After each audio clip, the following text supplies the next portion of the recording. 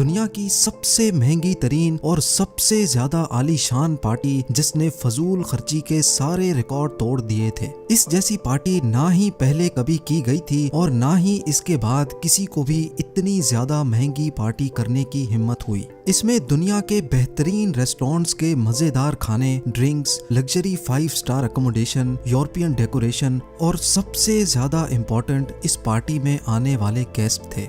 शहंशाहों से लेकर बादशाहों तक और प्रेसिडेंट्स से लेकर प्राइम मिनिस्टर्स तक। इस पार्टी में पूरी 65 कंट्रीज के हेड्स मौजूद थे। ये शानदार पार्टी किसी 7 स्टार होटल में नहीं बल्कि ये एक बंजर सहरा में की गई थी। जी हाँ, सिर्फ इस 3 दिन की पार्टी के लिए सहरा का नक्शा ही बदल दिया गया था और वो भी रातों रात। ये कहानी है उस पार्टी की जो दुनिया ने पहले कभी भी नहीं देखी थी। ना ही ये पार्टी किसी अरब शहजादे ने की थी और ना ही किसी बिजनेस टाइकून ने, बल्कि ये पार्टी थी ईरान के king Shah Mohammad Reza Pahlavi की। ज़ेम टीवी की वीडियोस में एक बार फिर से खुशामदीद। नाजरीन, ये बात है 1960s के दौर की, जब ईरान के ruler Shah Mohammad Reza Pahlavi हुआ करते थे, जिनको किंग ऑफ द किंग्स भी कहा जाता था। शाह दुनिया का अमीर तरीन इंसान था और ईरान की गवर्नमेंट में सबसे ताकतवर आदमी माना जाता था। उसके पास इतने पावर्स थे कि वो बैठे बैठे प्राइम मिनिस्टर को हटा सकता था, पार्लियामेंट डिसॉल्व कर सकता था और किसी भी वक्त जंग का ऐलान कर सकता था। शाह को अपने खिलाफ एक अल्फाज भी बर्दाश्त नहीं था। उसकी सीक्रेट पुलिस लोगों को घरों से उठाकर गायब कर देती थी और रातों रात उनको फांसी चढ़ा दिया जाता था। इसी वजह से ईरान में डेथ पेनल्टीज का रेशो पूरी दुनिया से काफी ज्यादा हुआ करता था।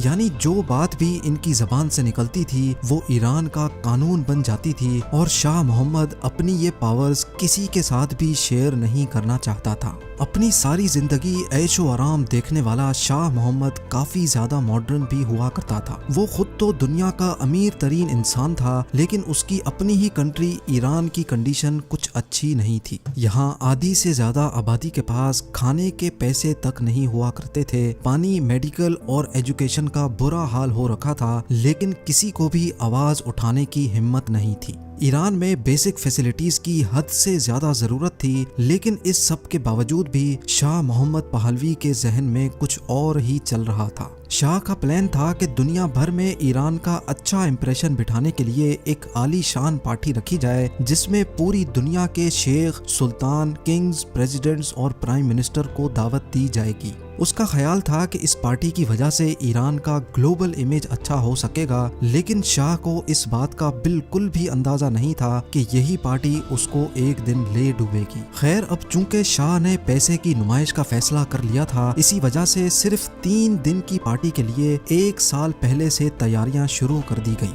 तमाम कंट्रीज के हेड्स को इनविटेशन जा चुकी थी और एक टीम बनाई गई जिसको ये सारा काम अंजाम देना था। सबसे पहला और सबसे बड़ा मसला था कि दुनिया भर के एलिट्स जब ईरान आएंगे तो उनको स्टे कहाँ करवाया जाएगा, क्योंकि उस वक्त ईरान में उस लेवल के ना ही होटल्स थे और ना ही इंफ्रास्ट्रक्चर। इसी वजह से शाह ने फैसला किया कि ये पार्टी एक रेगिस्तान में की जाएगी।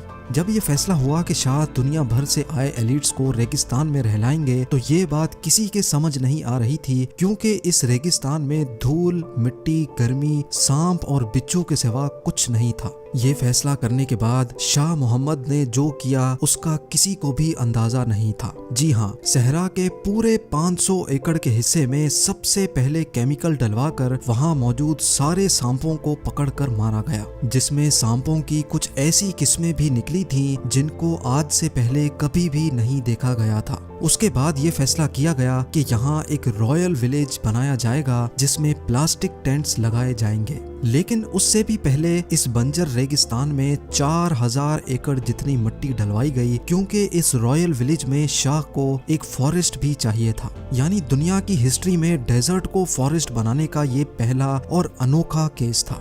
वक्त की कमी की वजह से 15,000 दरख्त और प्लांट्स इंपोर्ट किए गए। ईरान, जो कि पहले से ही पानी की शॉर्टेज का शिकार था, इस मुश्किल घड़ी में डेजर्ट को फॉरेस्ट बनाना किसी पागलपन से कम नहीं था, और वो भी सिर्फ 3 दिन के इवेंट के लिए। लेकिन शाह अपने मेहमानों को एक ऐसा एक्सपीरियंस देना चाहता था जो उन्होंने कभी सपने में भी नहीं देखा हो।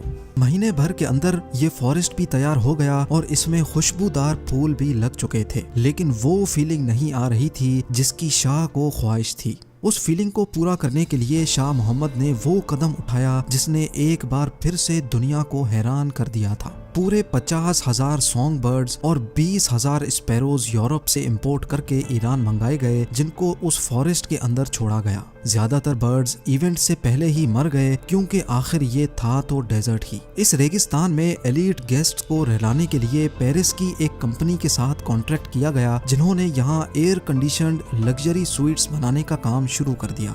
हर एक स्वीट